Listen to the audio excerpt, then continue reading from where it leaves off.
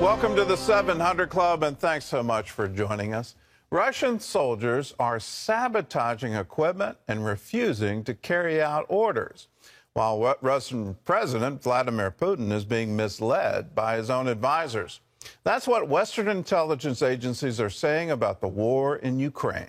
Britain's intelligence chief says Putin massively misjudged the state of his own military and the strength of the Ukrainian resistance. Now, with the war going badly, the people around him aren't giving him the full story. National security correspondent Caitlin Burke explains. A communications breakdown in Moscow could be keeping President Putin in the dark about the effects his war is having on Russia. New U.S. intel suggesting his advisors are afraid to tell him the truth. According to recently declassified reports, Putin is unaware that his military has been using conscripts, or troops forced to enlist, and taking heavy losses. He's also not getting the full picture of how economic sanctions are damaging the Russian economy. The fact that he may not have all the context, that he may not fully understand the degree to which his forces are failing in Ukraine, that's a little discomforting. The head of Britain's spy service now saying Putin badly miscalculated not only Ukrainian resistance, but his own army's readiness. He overestimated the abilities of his military to secure a rapid victory. We've seen Russian soldiers, short of weapons and morale, refusing to carry out orders, sabotaging their own equipment, and even accidentally shooting down their own aircraft. This new intel comes a day after Russia promised to scale back operations in certain parts of Ukraine, a pledge U.S. officials regard with skepticism. There is what Russia says, and there's what Russia does. We're focused on the latter. And what Russia is doing is the continued brutalization of Ukraine and its people. And that continues as we speak. The Pentagon does see signs of Russian troops withdrawing from Kyiv, but warns that movement is likely more designed to bolster forces in the eastern part of the country.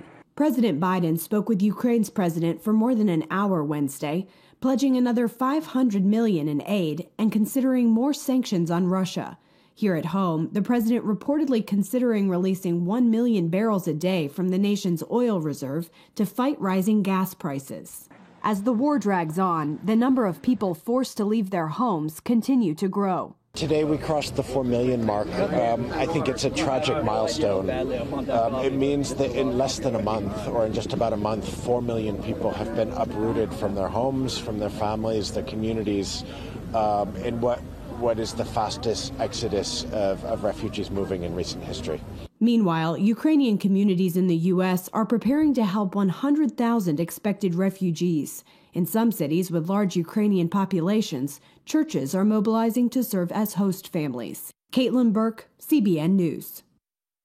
Well, the number of refugees topping 4 million is just a horrific number. When you consider the number of displaced persons, that gets into the 6 million number. I mean, these are incredible numbers, and there's incredible need. Ukrainian refugees are arriving at the Polish border tired and hungry, and Operation Blessing is there in your name to serve hot food to these weary travelers. Hi, so it's been a week since we started cooking here in Medica, right at the border with Ukraine, on the Polish side, obviously. And so far, we've been cooking hamburgers and hot dogs, quesadillas, making obviously some hot chocolate because it's really cold right now, some chai tea, just spreading the love of our Lord Jesus and showing them that, you know, the world is here for them and we are here to care for them. So I feel very excited. I'm very, very glad that we are having the opportunity to cook for these people as many meals as we can daily. We, as Operation Blessing, feel very, very blessed to be here. Obviously, providing not just a warm meal, but a warm smile, just giving them the feeling of welcoming and complete safety. So I want to thank you, everyone who's been a part of this mission, who's kept them in their prayers, everyone who's been here for not just us, but for Ukrainian people. Thank you. Thank you for allowing Operation Blessing and our beautiful team to be here, spreading the love of Jesus through food.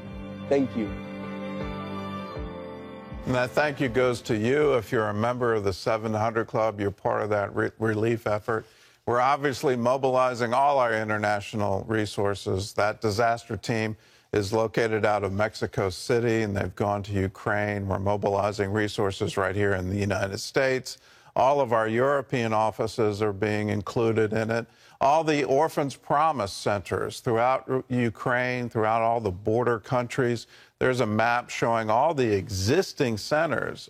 Orphans Promise has been working in Ukraine now for 2 decades. CBN's been working in Ukraine for 3 decades. And these are all established outreaches for orphans, for distressed families. And now all of those resources are being mobilized to help the refugees, to help those who have been displaced by the war, those who are staying, as well as those who are fleeing. If you want to be a part of this massive relief effort, all you have to do is call us and say, yes, I want to give. I want to be a part of the Operation Blessing Disaster Relief Fund. There are a bunch of ways you can give. You can write a check and send it to us at CBN Center, Virginia Beach, Virginia. Just put Disaster Relief Fund on the memo line. You can text us now. You can text OB Crisis to 71777, or you can visit cbn.com. There's a place on the giving page where you can designate to the Disaster Relief Fund, or you can just call us. 1-800-700-7000. In other news, the Biden administration proposal to drop a critical COVID policy could worsen the crisis on our southern border. Ephraim Graham has more on that story from the CBN newsroom. Ephraim? Gordon, the policy has limited the flow of asylum seekers at the U.S.-Mexico border. Republican senators say the border is already out of control, and Congress must take action to prevent a catastrophe this spring. Senior National Affairs correspondent Heather Sells reports. We're seeing an epidemic level of people coming across the border. Right now, Homeland Security encounters more than 7,000 migrants a day at the border. That's both illegally and at official crossings. And those numbers could spike if the Biden administration ends Title 42, its public health order allowing the rapid expulsion of asylum seekers and those crossing illegally. The Border Patrol tell me that if it expires without a plan being put into place to allow them to handle this volume of migrants, they will simply lose control of the border. The Biden administration reportedly plans to end Title 42 on May 23rd. Homeland Security predicts a, quote, significant increase in people arriving at the U.S. border when that happens. On Wednesday, a group of GOP senators warned that ending the order would overwhelm the Border Patrol, pave the way for more illegal immigration and drugs, and worsen an overtaxed system. There's a 1.5 million person backlog for dealing with asylum claims. 1.5 million. This means that when you are allowed into the country to await an immigration judge looking at your case, there will be anywhere from 4 to 6 years before your case is considered. Democrats like Senate Majority Leader Chuck Schumer have called for an end to Title 42, citing the country's pandemic recovery. Immigration advocates like Ali Noorani agree, but warn that more infrastructure and personnel are needed at the border. Noorani says that ultimately the U.S. must undermine the cartels.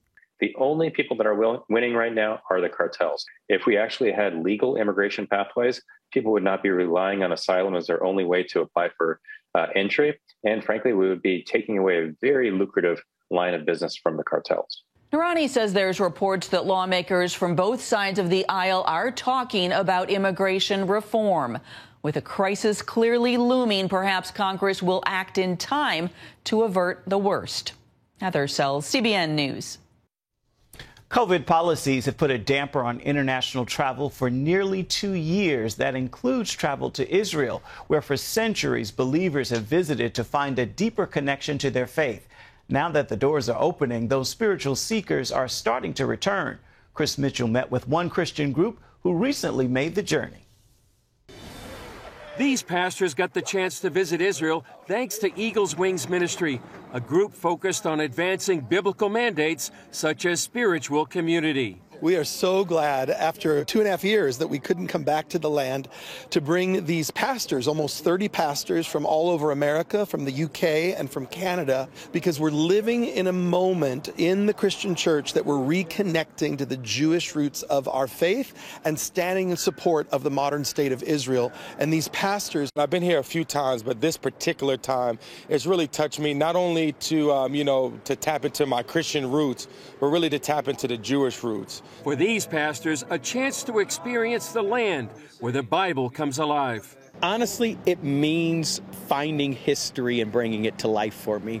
We read the Bible constantly. I preach from the Bible. Over these past 9 days, I've actually walked the Bible. At one point, the group gathered around a piano on the promenade and began spontaneous worship.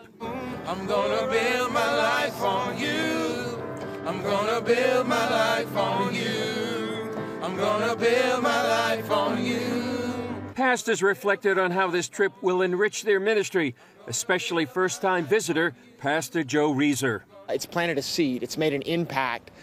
And I'm convinced of this, there's probably not an area of my ministry, my leadership, my future, my planning, my strategizing that is not going to be impacted by the influence of the land and the people and what God is doing, not just what he has done historically, but what he is doing through this place. The pastors are having their paradigms shifted. They're having their hearts softened and awakened. For years, Stearns has led the Day of Prayer for the Peace of Jerusalem, and he says it's more important than ever. We believe that at least one day a year, the hearts of the global church should turn back to Zion, should turn back and pray for the coming of our King, the return of our King. Chris Mitchell, CBN News, Jerusalem. A blessing to see the doors back open, ready to make the journey. Gordon? It is a blessing to see that. I know a lot of people want to go to Israel, and now would be a great time. As we come closer to Easter, we come closer to Passover. What a wonderful time to say this year, not next year, but this year in Jerusalem.